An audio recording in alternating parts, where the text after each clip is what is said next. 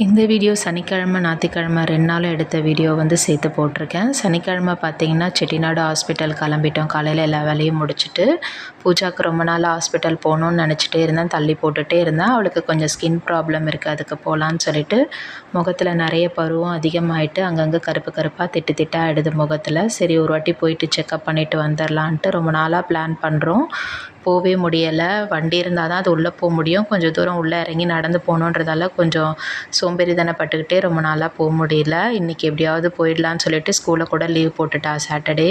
ஏன்னா இருக்க இருக்க ரொம்ப அதிகமாகுது. ரொம்ப நாள் ஆனதால் வந்து வழி தெரியல. கார் பார்க்கிங், பைக் பார்க்கிங்லாம் மாற்றி மாற்றி இருந்ததால் உள்ளே ஹாஸ்பிட்டல் போயிட்டோம். இங்கே பார்த்திங்கன்னா 10 ருபீஸ் தான் வந்து செக்கப்புக்கு. ஆனால் இங்கே வந்து மெடிசன்ஸ் ரேட்டு தான் கொஞ்சம் அதிகமாக இருக்கும். முடிச்சுட்டு வீட்டுக்கு வந்து மிஷினில் துணியை போட்டுட்டு லஞ்சு சாப்பிட்டுட்டு இருந்தோம். இன்றைக்கி பார்த்திங்கன்னா மதியானம் சாப்பாட்டுக்கு வந்து முருங்கைக்கீரை கடைஞ்சிட்டு அப்பளம் பொரிச்சிட்டேன். அதை தான் சாப்பிட போகிறோம் இன்றைக்கி.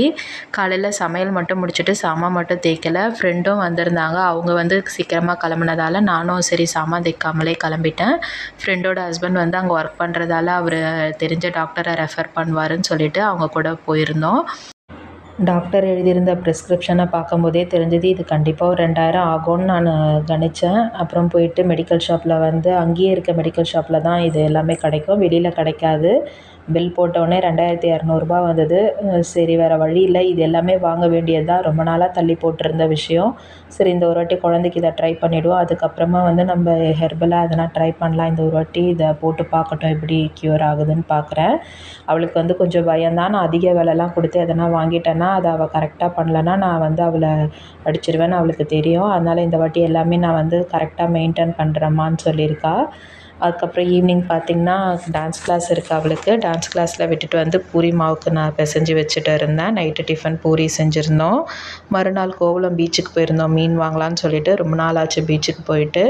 இங்கே வந்து மீன் வாங்குறது கிடையாது இப்போலாம். இங்கே வெறும் சிக்கன் மட்டன் எடுக்கிறதா இருந்தால் மட்டும்தான் கேளம்பாக்கமில் வாங்குறது. கோவளமில் போயிட்டு தான் இப்போ மீன் வாங்கிட்டு வர்றது.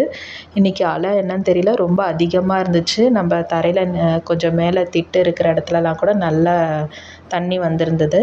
ரொம்ப நாளாக சங்கரா மீன் ரேட்டு பார்த்திங்கன்னா அவங்க கூறு 500 இருந்தாங்க, கொஞ்சம் கூட குறைக்கல.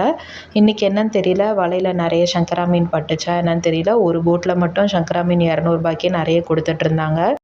எனக்கு சங்கரா மீன் தான் ரொம்ப பிடிக்கும். சரி அதனால் சங்கரா மீன் ஒரு 200 வாங்கிட்டேன். பசங்களுக்கு வந்து அதில் முள் இருக்கிறதால சரியாக சாப்பிட மாட்றாங்க. அதனால் அவங்களுக்கு வந்து கிழங்கா மீன் வந்து ஒரு 200 வாங்கியிருந்தார். மீனை வாங்கிட்டு வீட்டுக்கு வந்திருந்தோம். காலையில் வந்து கேட்டை மட்டும் பூட்டிட்டு கிளம்பிட்டோம். பசங்க 2 பேருமே தூங்கிட்டு இருந்தாங்க. சரி எழுப்ப வேணான்னு சொல்லிட்டு நாங்கள் போயிட்டோம். நாங்கள் பரவாயில்ல, நான் வர வரலும் புகழ் தூங்கிட்டு இருந்தான். பூஜா பக்கத்தில் இருந்ததால் அவன் தூங்கிட்டு இருந்தான். இன்றைக்கி மீன் குழம்பு ரொம்ப நாள் கழித்து சங்கரா மீன் குழம்பு சாப்பிட்டது டேஸ்ட்டாக இருந்தது. என்ன தான் எவ்வளோ காஸ்ட்லியாக மீன் வாங்கினாலும் சங்கரா மீன் குழம்பு டேஸ்ட் எதுலேயுமே வராதுங்க. இந்த மாதிரி வீடியோ உங்களுக்கு பிடிச்சிருந்தா என்னோடய சேனலை சப்ஸ்கிரைப் பண்ணிக்கோங்க. தேங்க்யூ.